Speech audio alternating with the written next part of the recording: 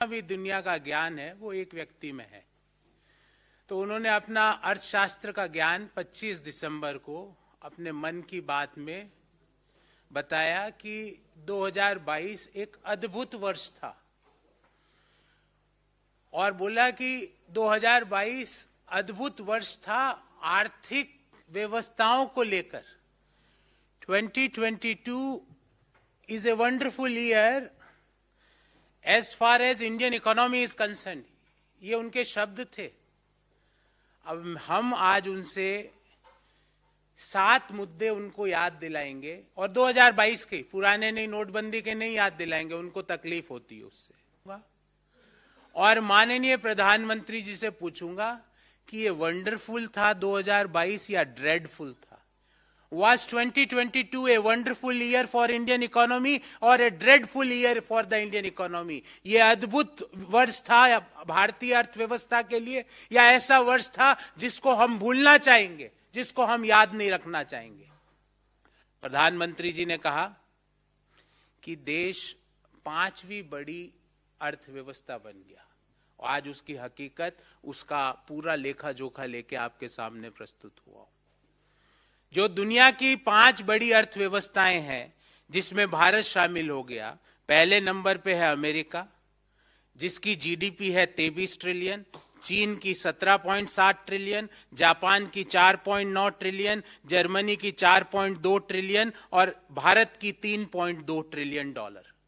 पर प्रधानमंत्री जी, जीडीपी से कंपैरिजन नहीं होता। जीडीपी पर कैपिटा का कंपैरिजन कीजिए। जीडीपी पर कैपिटा इनकम जो दुनिया की सबसे बड़ी अर्थव्यवस्था अमेरिका, वहां की लगभग $70,000 है, चीन की $13,000, जापान की लगभग $39,000, जर्मनी की $50,000, भारत की मात्र $2,277 प्रति वर्ष। तो आप जब आपकी इच्छा होती, जब तो आप एब्सोल्यूट नंबर कंपेयर कर लेते हो, जब आपकी इच्छा होती जब पर कैपिटा कर लेते हो। अगर आपको एब्सोल्यूट नंबर ही करने थे तो भारत में कोरोना के कितना संक्रमण फैला, उस दिन तो आपने ये कंपेयर किया कि कितने प्रतिशत लोगों को कोरोना हुआ, भारत के कितने प्रतिशत लोग कोरोना के कारण मृत्यु हुई। जब अर्थव्यवस्थाओं का कंपैरिजन करते हैं तो मैं 2 आंकड़े आपके सामने बड़े सरल शब्दों में कर रखता हूं। एक परिवार है जिसमें 2 सदस्य है और 1 लाख रुपए कमाता है, तो प्रति व्यक्ति कितने कमाए? 50,000 रुपए। दूसरा परिवार है 1 लाख टोटल इनकम होती है परिवार की और 20 सदस्य है, प्रति व्यक्ति कितना इनकम हुई? 5,000। मोदी जी और मोदी जी के जो संक्रमण से संक्रमित लोग हैं वो सब ये एब्सोल्यूट नंबर को आपके सामने रखते हैं। हमारी पर कैपिटा जीडीपी दुनिया के 194 देशों में 144वें नंबर पे है। As far as per capita GDP is concern, we are at 144th position out of 194 countries of the world. Modi ji, ये अद्भुत है, ये वंडरफुल ईयर है। Is this wonderful? Is this अद्भुत? I think it is dreadful. मुझे लगता है हमें इसको भुलाना चाहिए। पर कैपिटा इनकम में दुनिया के 197 देशों में हमारी पोजीशन है वो 142वीं है। We are at 142nd rank out of 197 countries of the world. और पर कैपिटा जीडीपी का अंतर देखिए, जो दुनिया की सबसे बड़ी, जहां सबसे ज्यादा पर कैपिटा जीडीपी है, उससे हमारी पर कैपिटा जीडीपी 60 गुना कम है, 60 टाइम्स लेस। और हम यहां पे प्रधानमंत्री जी कह रहे हैं wonderful year as far as Indian economy is concern. We are at 142nd position, 142nd position out of 197 in per capita income, and prime minister is saying it is a wonderful year. Point number 1। Point number 2, hunger index में हमारी rank आती है 107वीं और इसी वर्ष की 121 देशों में। प्रधानमंत्री कह रहे हैं अद्भुत वर्ष है, वंडरफुल ईयर है। सिर्फ एशिया में अफगानिस्तान हंगर इंडेक्स में हमारे से पीछे है, बाकी भले पाकिस्तान हो, नेपाल हो, श्रीलंका हो, उनकी हंगर इंडेक्स की रैंकिंग हमसे बेटर है।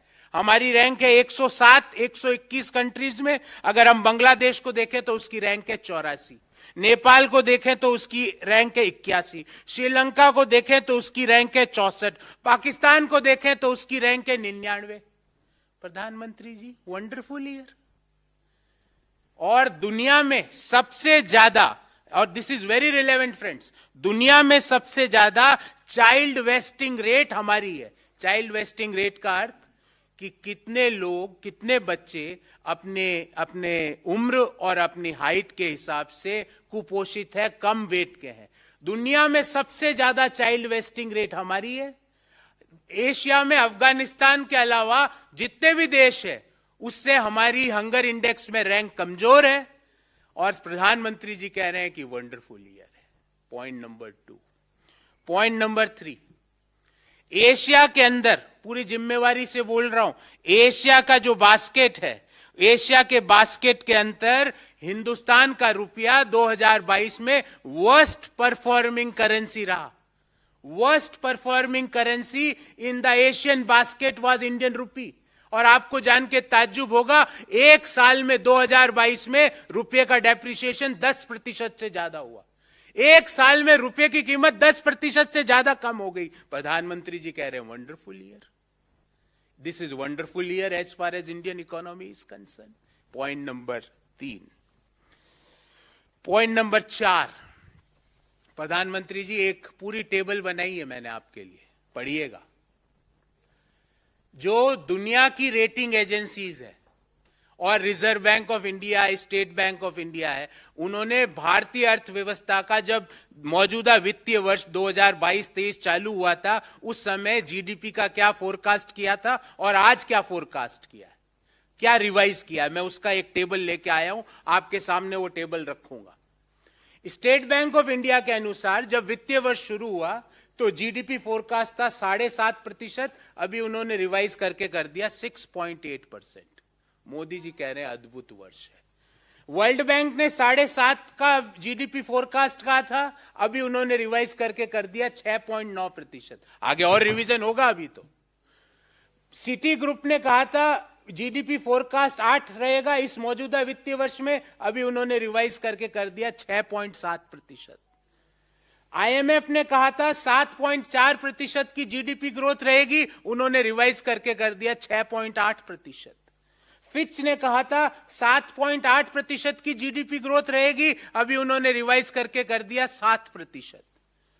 इंडिया रेटिंग ने कहा था 7% जीडीपी ग्रोथ रहेगी, उन्होंने रिवाइज करके कर दिया 6.9%। रिजर्व बैंक ऑफ इंडिया ने कहा था जीडीपी ग्रोथ 7.2% रहेगी, उन्होंने रिवाइज कर दिया 7%। एशियन डेवलपमेंट बैंक ने कहा था कि जीडीपी ग्रोथ रेट 7.2% रहेगी और उन्होंने रिवाइज कर दिया 7%। दुनिया की सारे बैंक, रेटिंग एजेंसीज, हमारे देश का सेंट्रल बैंक, स्टेट बैंक ने देश का जीडीपी फोरकास्ट के जो पूर्वानुमान है उसको नीचे गिराया। मोदी जी कह रहे हैं ये वंडरफुल साल था। Point number 4। पॉइंट नंबर 5, और ये बहुत महत्वपूर्ण और गंभीर पॉइंट है। देश में आज, मैं आज की बात कर रहा हूं, बेरोजगारी की दर शहरी क्षेत्रों में है 10% और एग्रीगेट है 8.6%। बेरोजगारी के दर का अर्थ क्या होता है कि कितने लोग रोजगार मांग रहे हैं और कितने लोग रोजगार में है। तो मैं ये कहता हूं कि 10% शहरी क्षेत्र में बेरोजगारी की दर है, अर्थात शहरों में अगर 100 लोग रोजगार युक्त है तो 10 लोगों के पास जो रोजगार चाहते हैं उनको रोजगार नहीं है। ध्यान रहे 2011-12 में यूपीए के दौरान यह दर थी 2.2%। मैं नहीं कह रहा, सरकारी आंकड़े सारे, एक भी हमारा आंकड़ा नहीं है, हमारी ऑब्जर्वेशन नहीं है।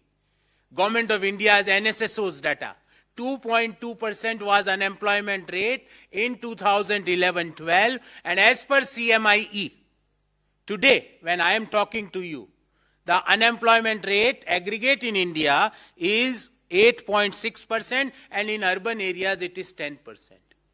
पूरा डेमोग्राफिक डिविडेंड को मोदी जी ने डेमोग्राफिक डिजास्टर बना दिया। अब कब तक हम कोरोना का रोना रोते रहेंगे कि कोरोना की वजह से रोजगार चले जा रहा है? कब तक हम रूस यूक्रेन के पीछे छुप के अपनी नाकामियों को छिपाएंगे? 10% is the unemployment rate in urban India and aggregate is 8.6%. And Modi ji is saying 2022 is a wonderful year. पूरा साल को वो वंडरफुल बता रहे. Point number 5. पॉइंट नंबर 6, पूरे साल, जितने साल में 11 महीनों का डाटा है मेरे पास, क्योंकि अभी 12वें महीने का डाटा जनवरी में आएगा, 11 महीनों में से 10 महीने जो रिटेल इन्फ्लेशन था वो आरबीआई की जो अपर लिमिट थी 6%, उससे ज्यादा रहा. मोदी जी कह रहे हैं वंडरफुल ईयर रहा. पूरे साल 12 में से 11 महीनों में रिजर्व बैंक का अपर लिमिट का जोन है इन्फ्लेशन का. रिजर्व बैंक ने कहा ऑप्टिमल तो 4% होना चाहिए, मिनिमम 2% होना चाहिए, मैक्सिमम 6% होना चाहिए. पूरे साल पिछले 11 में से 10 महीने ये रिजर्व बैंक के 6% का जो जोन है उससे पूरे साल ज्यादा रहा. मोदी जी कह रहे हैं कि ये अद्भुत साल था, वंडरफुल ईयर था. साल में 5 बार एक रिकॉर्ड बनाया. एक साल में 5 बार दूध के दाम बढ़ते हैं. आपने ये रिकॉर्ड, मैंने तो नहीं देखा था. और न्यू ईयर से पहले हम एक दूसरे को गिफ्ट देते हैं ना, मोदी जी का आज एक गिफ्ट हम सबको मिला है. 2 रुपए पर litre the milk prices had gone up. 2 रुपए प्रति लीटर से दूध के दाम आज से बढ़ गए. मोदी जी का ये अंतिम गिफ्ट है इस साल का. इन्फ्लेशन लगातार 6% से ज्यादा रहा. जो मौजूदा वित्तीय वर्ष है उसमें 6.7% इन्फ्लेशन रहने का पूर्वानुमान रिजर्व बैंक ऑफ इंडिया कर रहा है. और मोदी जी कह रहे हैं ये वंडरफुल साल था. एक और आंकड़ा, जब पेट्रोल और डीजल की कीमतें लास्ट टाइम मई 2022 में उसमें चेंज किया गया था, उस दिन से लेकर आज दिन तक भारत सरकार के पेट्रोलियम मिनिस्ट्री का आंकड़ा है $32 प्रति बैरल कच्चे तेल की कीमत कम हुई है. मई 2022 से लेकर आज तक $32 प्रति barrel. The crude oil prices had gone down. और एक अनुमान है कि $1 प्रति बैरल अगर कच्चे तेल की कीमत गिरती है तो लगभग 40 से 45 पैसे पेट्रोल की कीमत, डीजल की कीमत कम की जा सकती है. $1 अगर कम होती है तो 40 से 45 पैसे प्रति लीटर की कमी की जा सकती है.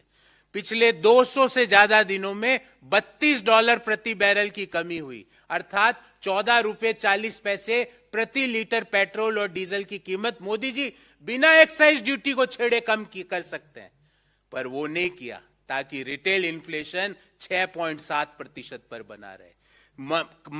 पिछले इस वर्ष के कई महीनों में तो 12% से भी ज्यादा, 7% से भी ज्यादा रिटेल इन्फ्लेशन रहा. तो क्रूड ऑयल प्राइसेस बढ़ती है तो मोदी जी प्राइस बढ़ा देते हैं.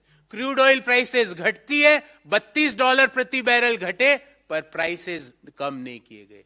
Modi ji, is this a wonderful year?